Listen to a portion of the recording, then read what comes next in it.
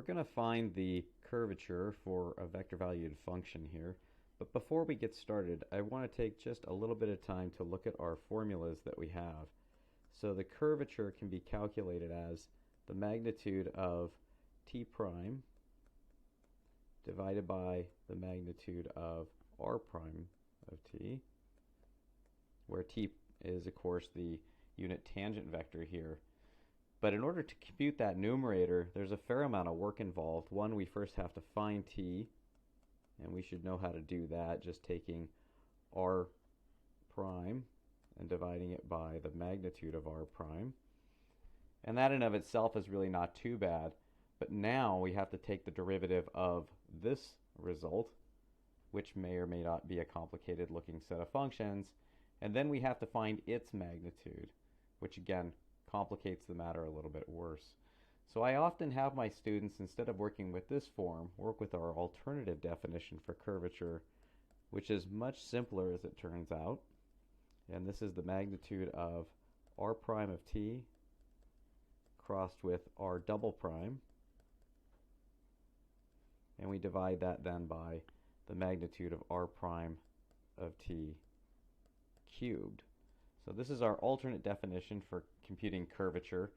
Often books will have a derivation of this formula in them, so you might be able to find that there. I'm not going to get into it in this particular example.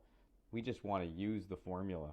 The advantage to this one is primarily the fact that we are dealing directly with r in all three pieces.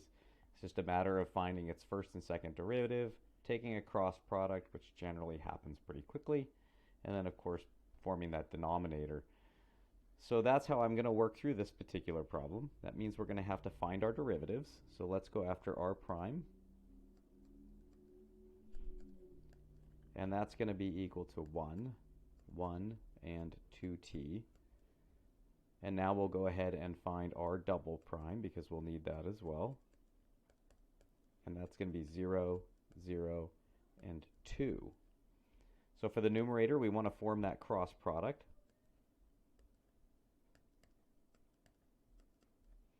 And we'll lay in those vectors. And we can see that this is going to be a pretty quick calculation here. So if we go ahead and make this calculation now, the I component is going to be 2.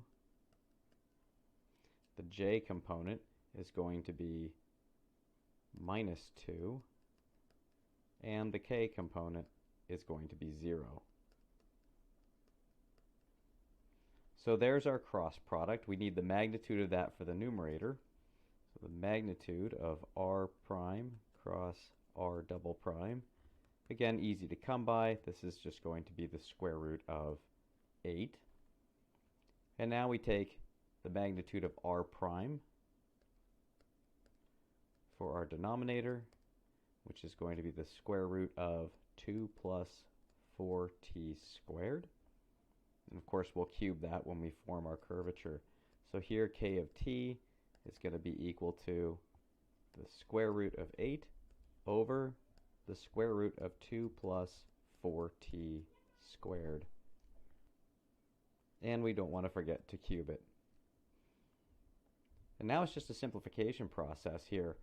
So if we go ahead and finish this off, k of t is going to be equal to the square root of 8 over, so we're going to pull out a 2 from underneath that root, which will give us a root 2, and we're going to cube it. So that's going to be a 2 to the 3 halves times, and we're going to have 1 plus 2t squared then cubed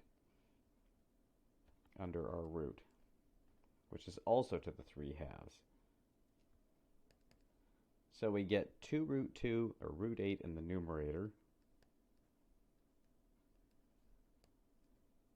2 to the 3 halves is actually the square root of 8 as well. So I get another root 8 here. And then finally, if we want to write this with a rational exponent, 1 plus 2t squared to the 3 halves. Root 8 over root 8 cancels, and now we have our fully simplified form for k of t. So the curvature here is going to be 1 over 1 plus 2t squared all to the 3 halves. And that's a much quicker calculation than if we were to try and use our formula here. I recommend that you go ahead and try making that calculation that way, just so you can have a comparison for how those two processes work. I think you'll be much happier using this formula than you would using this one.